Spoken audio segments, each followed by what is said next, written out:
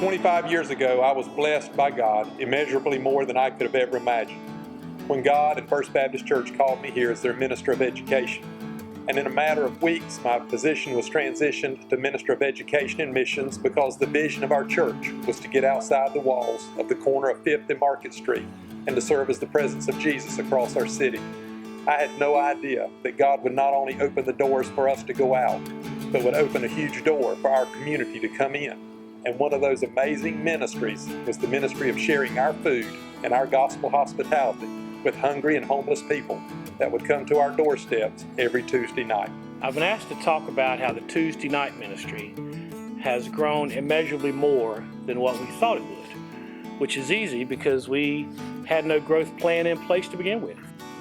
Started out, me and a couple of 10th grade kids just doing something on Tuesday nights to avoid sitting inside talking all the time. So there was no committee form, no exploratory things, let's see what we can do in 3 years. We just started doing something.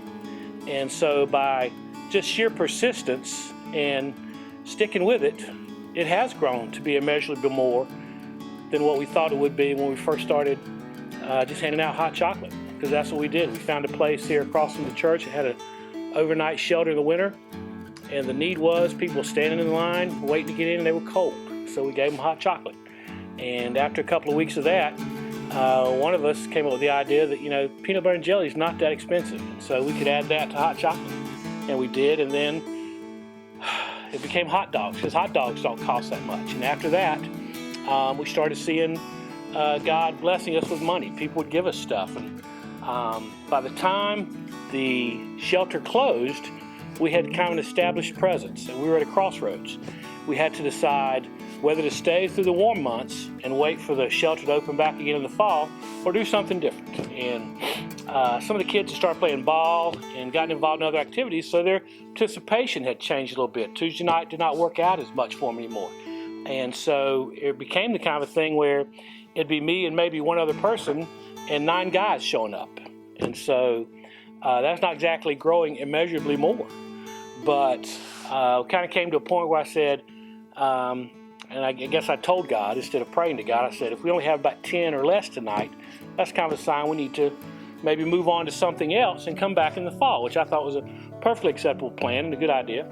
And that night is the night the lady pulled up and called me over to her car and asked me what I was doing. I said, we're feeding guys. And she handed me something and drove away. And I put it in my pocket and walked back. And when everybody was gone and we were kind of at a spot we could stop and look, I had seen that she'd give me $950. And told me to keep feeding those guys. So I got a sign opposite what I wanted, and that was fine. So then we just kept doing it. And like I said, just sheer persistence. As we saw more people, God made it available for us to do more things. And so just looking back and thinking about how we've grown immeasurably more, it's because we've been open to growing. We haven't put limits on it. We haven't said this is how we want to do it. When things came and were available, we took them. And we said, let's go with that. About 4 years ago, my wife, Connie, was a teacher for some little Hispanic children who lived in a trailer park over off Greenville Loop Road. And I would go over there, and it was a big trailer park with a lot of single mothers with a lot of little Hispanic children, and I would help them replace windows and do some work. And I had a vision that one day that our church could take on a mission project to have take a group of men over there each Wednesday night and repair and fix up those trailer parks for those Hispanic families who are very poor, and there's not that many men around. So I went to Costa Rica on a sabbatical to learn Spanish, so that when I returned, that I would be able to be fluent in Spanish, be able to communicate with all these Hispanic moms and their children, and start a ministry with that trailer park over off Greenville Loop Road. Well, the first Sunday I came back from Costa Rica, I walked into First Baptist Church, and there were over 100 Korean Burmese refugees who were in the balcony of our church. They had just moved to Wilmington, and they were in Baptist churches in Thailand where they were living, a Thailand refugee camp. And so when I came in, they were up there and they spoke no English, but they had a lot of teenagers, they had a lot of children, and it was almost like God was just showing me that this is really the direction that He wanted our church to take as far as ministry, to work with these Thailand refugees who had children and teenagers that needed the love of God, and to help them get used to being Americans and live the American way. So I feel like God is doing a big thing here in Wilmington because we're learning a whole lot from the refugees. They come here on most Sundays and worship here in the chapel, and if they're not worshiping in the chapel, they're at somebody's house worshiping. In July, we had about 250 refugees come from like the whole southeastern part of the U.S. This was a youth conference, and just training, Bible study, worship, fellowship, and they were so excited to be at the activity center together, and there's definitely a big light within them, and I've learned so much from them, and the people here at First Baptist have been incredible because they have dove right into this ministry, and we really feel like it's something that's growing, and God is doing something big here. Acts 1:8 says, "But you will receive power when the Holy Spirit comes on you, and you will be my witnesses in Jerusalem and in all Judea and Samaria and to the ends of the earth." One of the things I've always admired about my time at First Baptist Church Wilmington is our heart and our love and for missions. In 2007, we began a partnership in Guatemala, and for 2 weeks out of the year since then, we have been sending missionaries from First Baptist Church to Guatemala to serve with Pastor John and building houses and doing food distributions there. And that's been a really neat thing. But one of the awesome things, as well as our partnership in Guatemala, is how we've gone beyond that. And we've gone to places like Belize and Haiti, Spain, and South Africa. And even within the United States, we've been to places like Arkansas and Washington, D.C., Knoxville, Tennessee, and Dallas, Texas. And even if people haven't been able to sort of be missionaries on the ground in those places here in the United States and internationally, many people from First Baptist Church have contributed by praying and by making prayer shawls from our prayer shawl ministries, and our children making crosses and cards that are being sent to South Africa and Guatemala and other places. And so it is a really cool thing to be a part of a church that's so missional and looks beyond not only in our local community involved, but within the United States and internationally as well. I remember the reason why my wife and I, Christy, took the trip to Guatemala. It was a point of our lives where we were kind of in a spiritual lull, and we knew the experiences that everyone was bringing back from Guatemala trips and the pictures we saw. We said it's time for us to go on a trip, and this was the first mission trip we did as a couple, and it certainly won't be the last. Some of those experiences on that journey were so significant, could not prepare us for what was to happen next, which was when we came home, we had a different perspective of the way we looked at the world, and we knew that we were capable of doing a lot of mission work here in our own community. You know, it was one of those things that we know God doesn't call the qualified, He qualifies the called, and we knew we had a lot of that potential, but the experiences we had in Guatemala were so profound. We were able to develop relationships with local pastors, with one another in the life of our church. We knew that those people going on the trip were friends, but we didn't know them intimately, and as a result of that, we were able to develop some great relationships with fellow church members. But most important part of it, I think, for us was to know that we are capable of making a difference in the world. And the greatest thing from this trip was the fact that 2 years later, we were able to take our children on the trip as well to see those experiences through their eyes. We go to Guatemala and we see that we can build a home for $400. We can feed a family of 4 for a month. But we have no idea the impact that we're having every time that we go to Guatemala. We're planting seeds of hope, and we don't know what those seeds are doing when we leave, but we know that God is working to make hope come alive through us, and And I think it's important to know that every time we go and we serve, God does immeasurably more than we could ever imagine.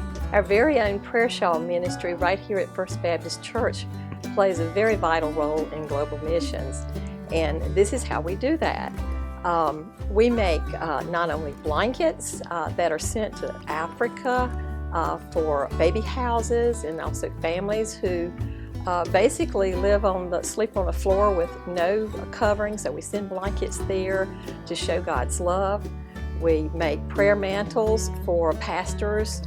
When we go to some place like Guatemala and Spain, we've sent prayer pockets to those places. And we pray for each one of these items that we make. We lay hands on them. We have a special prayer that we ask God to bless them for the person that He knows is going to receive this item. We don't know who is going to receive it, but God knows. We set out to teach God's story to our kids. It took us 3 semesters teaching the Old Testament, 2 semesters, and then into the New Testament. And from beginning Genesis to Revelation, our kids learned that God's plan, His protection, His promise, and His love never wavered. So we were coming toward the end, and I was trying to figure out what could we do to wrap up the whole series. And I had this idea, I love movies and tying movies in with Bible stuff. And so we had this idea to do Night at the Museum, a little bit like the movies, where I was thinking, how cool would it be if God's story just came to life and our kids could be reminded of what they have learned in the past 3 semesters, and they could bring their families and teach their parents and get them excited about God's story. We didn't have curriculum, I didn't have a plan, I didn't have anything in place. I wish I had kept a journal to just talk about how God immeasurably provided more than I could ever have dreamed or imagined through the process. So we started, we picked a small 6 or 8 person steering committee and realized very early that there was no curriculum like this.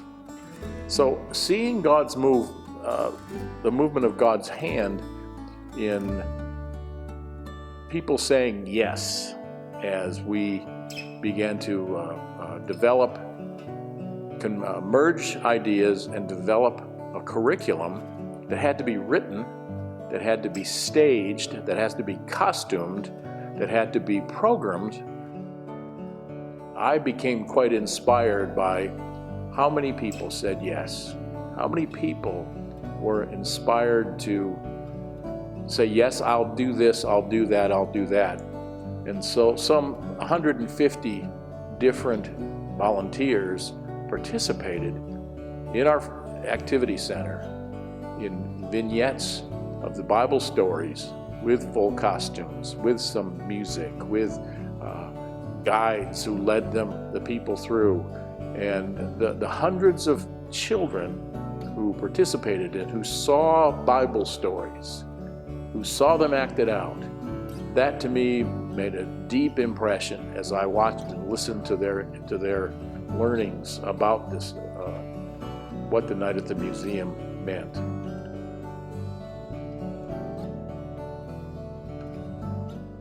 The members of First Baptist Church had a vision, and in 1976 they opened the doors to the original First Baptist Activity Center built on this very same location. Many years later, in fact in May of 2006, we closed the doors of the old Activity Center and began renovation and construction on our new building. This building opened in January of 2008, and the size was double from what the old building was. Since this building opened, it has been closed very few days. The Activity Center has been a very important part of my life. It goes back about 40 years or so. When I was somewhere around 12 years old, I grew up playing baseball, and we used to play baseball. There was a baseball field over beside where the gym is now. Basically, there was a baseball field, excuse me, and a bunch of pine trees where the activity sits, and all of the property out near Independence was all pine trees. And as we were playing baseball one day, we saw that there was a building under construction, which of course is the Activity Center now. But being 12-year-old boys, we'd run through the building while it was being constructed, and we realized or felt like this was going to be a gym over here, and a gym to us meant basketball, and we were big on playing basketball, and at the time we were playing outside, so we saw this as an opportunity to maybe be able to play basketball inside and not have to worry about the weather. So as time went on, the building was completed, and we came in, and we used to call it sneaking into the activity center. And at the time, Don Vigas was the activities or the youth minister, and he told us, you know, I can still remember him saying today, guys, if you want to come play basketball, you got to come to youth group. And we thought that was a good trade-off, being able to play basketball anytime we wanted, just to come to youth group. So anyway, here I am, 52 years old, 40 years later, still coming to First Baptist. So I've got a lot of years of involvement. I've seen how the Activity Center has changed lives. Going back 40 years ago, Billy Vaughn was one of the guys sneaking in with me. And so as time went on, I just brought other friends, and other guys who grew up in my neighborhood used to come over here. And so it's just been a very instrumental part of my life, and I've seen it change other lives in a very positive way. It's been our practice anytime a piece of property adjacent to the church has become available to inquire as to the purchase of it. So when the county government decided that they were going to be moving the county jail to another part of town and the law enforcement center became available, we looked into acquiring that piece of property. What was most interesting to us at the time was the 80 parking spaces that were in the parking garage. We were desperately in need of parking. Little did we know how God was going to use that building for so much more than parking, how it has gone from a place of incarceration to a place of redemption and hope. The Harrelson Center provides a place of collaboration and support for nonprofit organizations to serve those in need in our community. And together we're providing affordable housing, home repairs, education. We're addressing the issues of drug and alcohol addictions, employment, clothing and food, and the difficult issue of sex trafficking. The latest example of God doing immeasurably more at the Harrelson Center than we ever expected is in the startup of a new program on October 1st here at the Harrelson Center, which you'll be the first to hear the name, called the Help Hub. The Help Hub happened organically out of our office. We just began to try to meet the needs of the people we're serving in the building in a more holistic way. These folks are trying to help often have many needs, and sometimes they need help just paying a light bill or getting connected to other resources in our community. They may need dental work, or they may need eyeglasses. The kids do, so they can actually do their homework after school. So we began to reach out to other churches around us and other organizations and began to talk about how we could do this better as a community. And the idea grew in a very exciting way.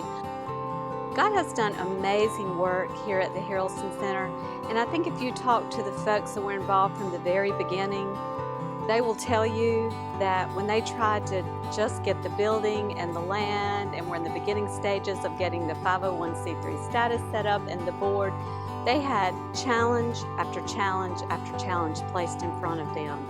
And God opened every door and removed every obstacle so that they could create the place the Harrelson Center has become now and has been for the past 10 years. And I would add to that we have continued to have challenges every day, every month. Just taking care of the building itself is a huge challenge. But God just finds a way to remove those obstacles, and I watch that happen every day.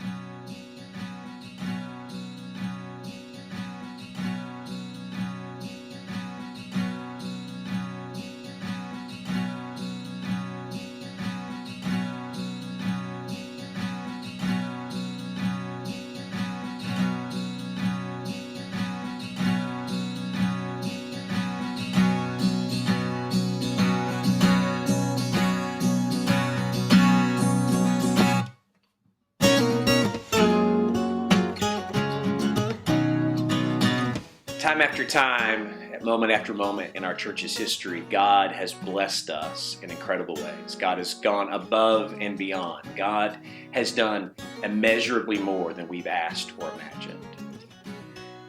At First Baptist, we use words like hope. We talk about how the best is yet to be. My hope and my prayer at this moment in our church's history is that those words don't pass out of our vocabulary.